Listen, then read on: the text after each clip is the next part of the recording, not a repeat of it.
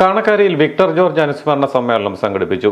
വെള്ളിയാനിമലയിൽ ഉരുൾപൊട്ടൽ ചിത്രീകരിക്കുന്നതിനിടെ മരണമടഞ്ഞ മനോരമ ഫോട്ടോഗ്രാഫറായിരുന്ന വിക്ടർ ജോർജിന്റെ 25ാമത് ചരമവാർഷികവും അനുസ്മരണ സമ്മേളനവുമാണ് ജന്മനാടായ കാണക്കാരിയിൽ നടന്നത്.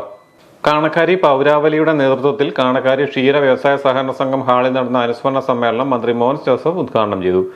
ക്യാമറ കണ്ണുകളിലൂടെ ലോകത്തെ വിസ്മയിപ്പിച്ച വിക്ടർ ജോർജ് അതുല്യ പ്രതിഭയായിരുന്നുവെന്ന് മന്ത്രി മോൻസ് ജോസഫ് അനുസ്മരിച്ചു. മലയാളക്കരയുടെ അഭിമാനമായിരുന്ന പ്രിയപ്പെട്ട വിക്ടർ ജോർജ് നമ്മെ വിട്ടുപിരിഞ്ഞതിന്റെ ഓർമ്മകൾ ഇന്നലെ എന്നതുപോലെ നമ്മുടെ എല്ലാം മനസ്സിൽ വേദനയോടെ നിൽക്കുകയാണ്.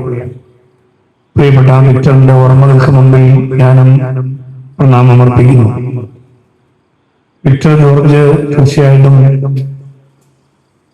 ഒരു അതുല്യ പ്രതിഭയായിട്ടാണ് നമുക്ക് കാണുവാൻ കഴിയുക.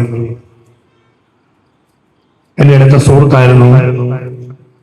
അതിലുപരി കോട്ടയം ബസിലസ് കോളേജിൽ പഠിക്കുവാൻ പോയ സമയം മുതൽ ഞാൻ എപ്പോഴും ഓർക്കാറുണ്ട്. ഞങ്ങളെല്ലാം മാപ്പാഞ്ചിറയിൽ നിന്ന് ബസ്സിൽ കയറി തുവാനിസ ബസ്സിൽ രാവിലെ കയറുമ്പോൾ വിക്ടർ കാണക്കാരിൽ നിന്ന് മിക്കവാറും ആ ബസ്സിലാണ് കയറാറുണ്ടായിരുന്നത്. അങ്ങനെ കോട്ടയത്തേക്ക് രാവിലത്തെ യാത്രയിൽ മിക്കവാറും ഒന്നിച്ചു പോകാൻ കഴിയാറുണ്ട്. അതുപോലെ ഉണ്ടായ ഒരു അടുപ്പം പിന്നീട് രാഷ്ട്രീയ രംഗത്ത് സജീവമായപ്പോൾ വിക്ടറുമായി ഒരു ആത്മബന്ധമായി വളർന്നു വന്നതും ഞാൻ ഓർക്കുകയാണ്. എപ്പോഴും ആക്റ്റീവായി കർമ്മനിരതമായി പ്രവർത്തിക്കുന്ന രീതിയാണ് വിക്ടറിനുണ്ടായിരുന്നത്.